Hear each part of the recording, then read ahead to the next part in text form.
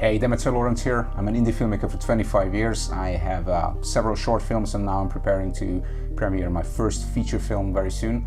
And I want to talk about a mindset that I hear very often in the film industry, the phrase, you never know. Let me explain. For example, I say that I don't want to submit my short film, for example, to Sundance Film Festival because I know that it's not going to get in. And especially if you're an indie filmmaker or a rookie filmmaker and you're just starting out and you just had a few short films, there is not much chance that your film is going to get in. Of course, there is like 1 in a million chance or something like that, but still I think you're better off using that kind of money, what you would spend on submitting to some other festivals where you have a bigger chance of getting in. And then I hear people saying, but you never know. Yes, you actually do.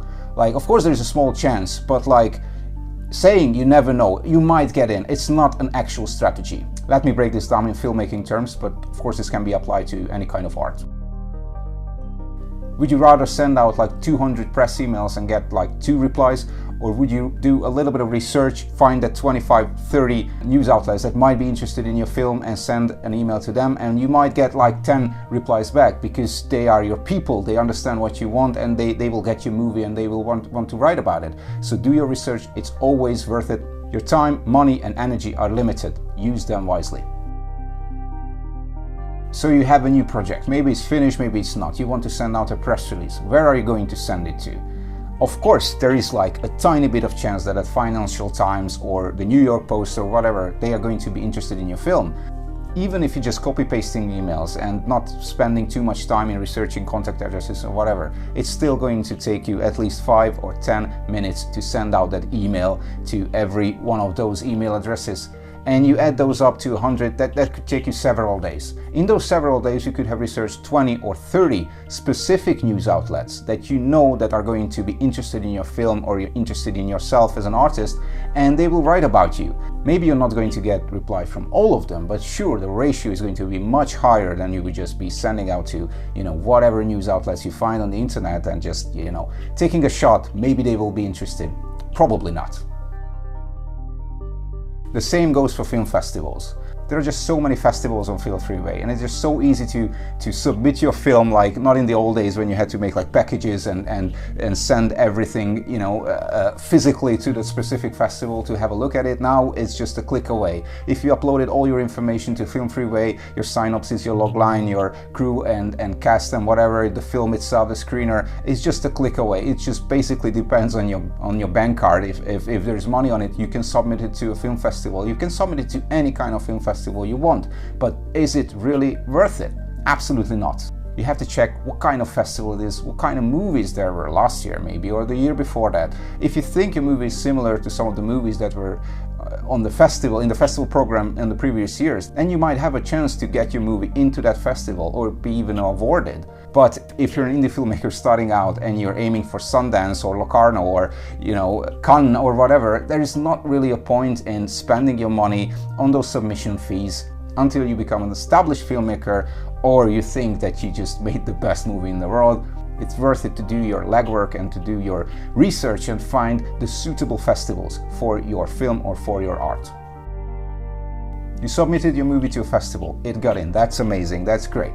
Now you want to go to that festival. Again, do your research. Going to a festival should be an investment, not just a vacation. You are there to network, you're there to sell yourself, you're there to sell your movie and maybe find some cooperating partners for your next project. Try to think about it as an investment. Look at that festival, look at what kind of people go to that festival, what kind of movies are there, and if you feel like there's an opportunity there for you to meet interesting people, get inspired by those people, or build a network of like-minded people, then yes, it's worth it to go to that festival. If you don't feel like that, just don't do it. Everybody has dreams of becoming like a Hollywood film director and making A-list movies with Hollywood stars or whatever, high budgets and huge crews and stuff like that. Of course, there are those kind of fairy tales in the world that somebody gets recognized by a producer and picked out and it's just an amazing talent and they become this amazing filmmaker or amazing actress or actor or whatever. Of course, there are these stories, but those stories are not the majority. So I don't think there is a point to sending out like emails or introductory emails to like high Hollywood producers expecting to get a reply or to get noticed. Focus on people directly in your creative circle or a little bit just above it. connecting with people should be strategic, not just hopeful shots in the dark. Getting rejected on a festival or not getting a reply from a journalist, it's not just a waste of time, but it also takes a toll on your soul as a filmmaker, as an artist. Too many rejections from the wrong places can make you feel like your work is not good enough, even if it is, and it can basically burn you out. You can lose your motivation. You have to be strategic to avoid these kind of emotional hurdles that can really affect you as an artist. So that's why it's very important to do your strategy, because your reply ratio and your success ratio is going to go up, and with that your motivation is going to go up, because you're going to feel that your work is appreciated. Everybody wants that. In filmmaking and in actually any kind of creative field, the most important resources you have is your time, your energy and your money. So spend them wisely. Throwing everything at the wall and hoping that something will stick is just not a sustainable strategy. So instead of relying, you never know, start relying on, I did my research, I know this is a good move, so I'm going to do it.